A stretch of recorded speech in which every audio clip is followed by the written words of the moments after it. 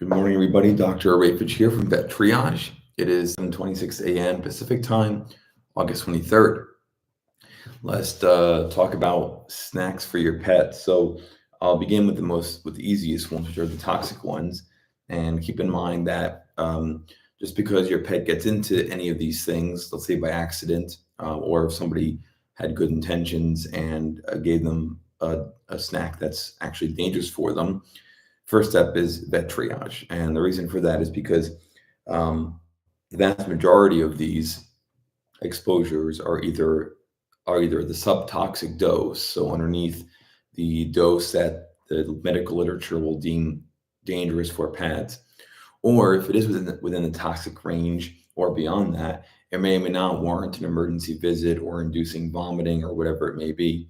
It might be that inducing vomiting might be too dangerous, too risky, not worth it. Um, but Or it might be a serious condition, in which case vet triage will help you find emergency care in your area while you're kind of in panic mode as a pet owner. So that's first things first. Is just because your pet gets into something toxic doesn't mean that it's automatically an emergency situation. Talk to vettriage.com and veterinarians will help you. Now, the obvious ones. So chocolate. Chocolate is well known to not be good for dogs. There is a wide range of chocolates out there, and a lot of it is minimally to not dangerous at all. Some of it is very dangerous and depends on dosing or what else was mixed in with the chocolate. But chocolate is the most common snack that we would say no to animals. Secondly, grapes and raisins. So grapes and raisins are interesting because there's a dose range for that.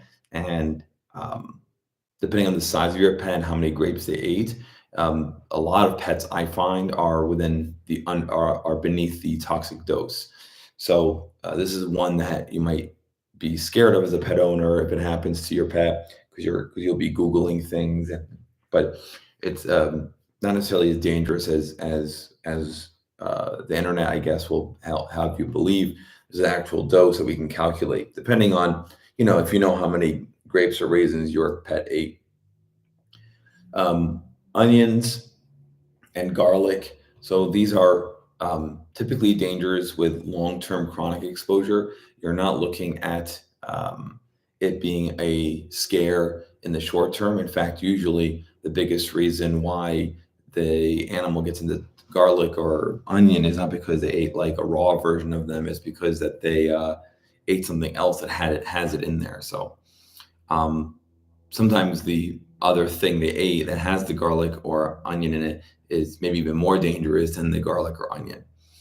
Ball python love. Hey man, if an animal or woman, if an animal ingests something toxic, obviously it's easier to make some regurgitate it than others. Any tips for exotic pets for ingesting something toxic? So first off, regurgitation and vomiting are two different things. Vomiting is an active process where the body expels contents, usually of the stomach and the proximal duodenum. So that's an active process. That's when you have the whole bloop, bloop, bloop, and they throw up. Regurgitation is a passive process where the stuff from the stomach or small intestines just sort of falls out of the mouth without the animal really trying, not putting active effort into it. So I'm sure you probably meant vomiting in that scenario. The second thing is we have to be careful with exotic pets. They don't have the same gag reflex and the same vomiting mechanics that like dogs would have. And even in cats, it's very dangerous to give them household items to make them vomit, like hydrogen peroxide. Whereas in dogs, you can do it. There's still a dose for that, so you have to talk to a veterinarian. There's still a dose there. But for the exotic pets, it's very, very risky to do it. In fact, I would argue that probably the majority, if not all, of the exotic pets should not have vomiting induced, and they should obviously consult with a veterinarian, either vet triage or in person. But it may be that supportive care, whatever that might mean for that exotic pet, might be more beneficial and less dangerous than making them vomit.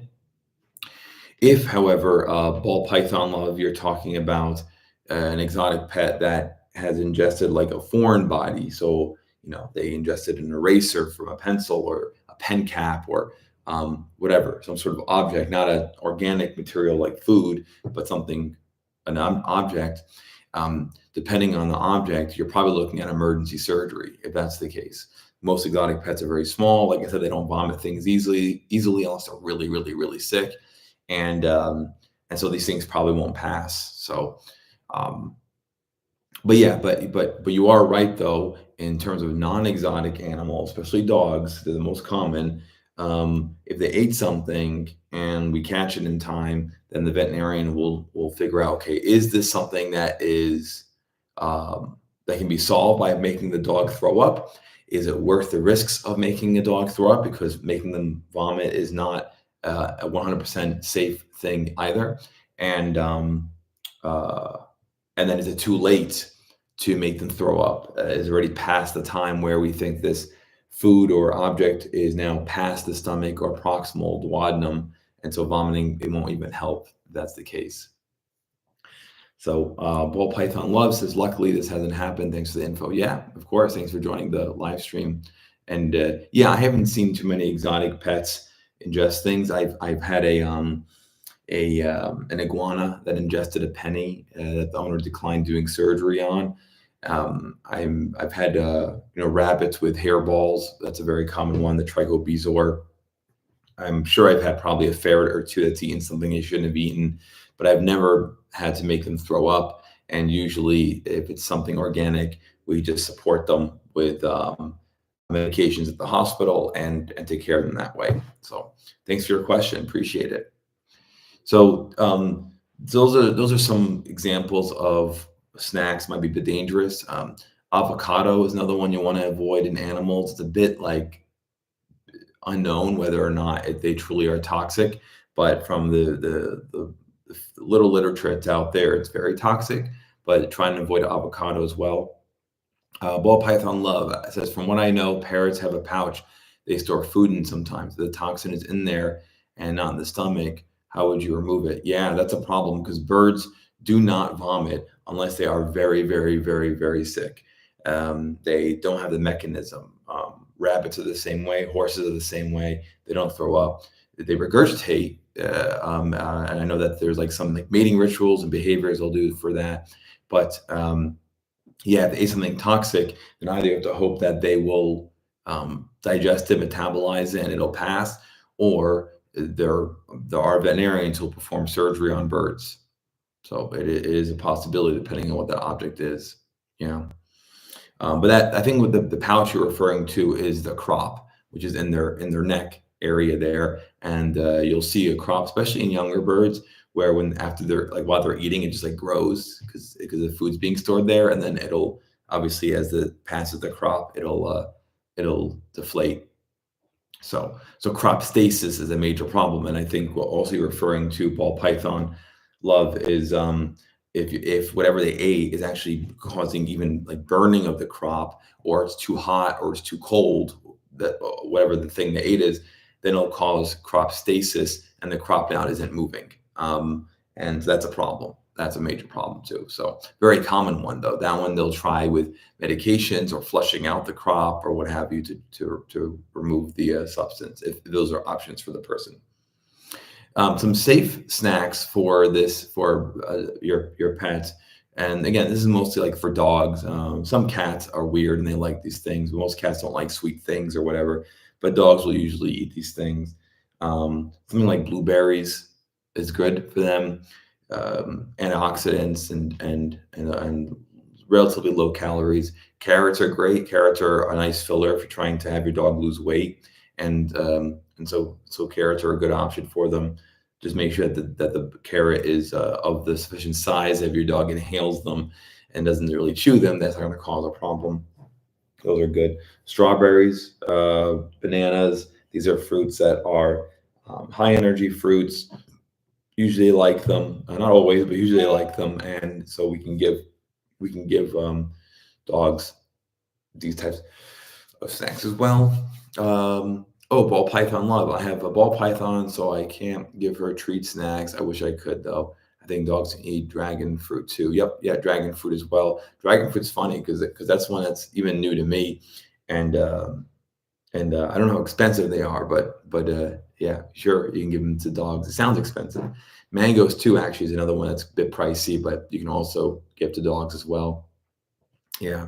Yeah, the exotic pets, I mean, if you look at what they eat in their natural habitat, they don't even have access to the stuff that we have, right? Like, what are the chances that a ball python is gonna run by some raspberries or whatever in the field, right? And these are largely carnivorous creatures, so they're looking just to eat something meaty and move on, not necessarily looking at trying to spice up their meals with more tasty or exotic sugary things. So their body's just not made for it.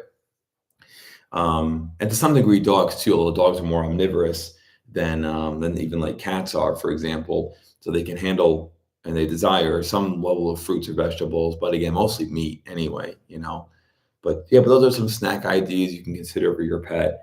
Um, if and then if and then we're talking about human grade stuff here. We're not talking about like dog treats or whatever, because those, of course, should be safe if they're selling them on the shelves. We're talking about just again natural things like fruits and things. So yeah. Otherwise, vegetables are fine. Tomatoes and cucumbers can cause some gastrointestinal upset for dogs, so you might want to be careful with those. But otherwise, lots of options there, and yeah. So feel free, folks, to message me anytime, ask me any questions you have. Thanks, Ball Python Love, for joining the chat and being so active. Thanks everybody watching in the playback. And I'll see you guys again tomorrow, Saturday, August 24th, for another live stream. See you then. Take care, everybody. Bye.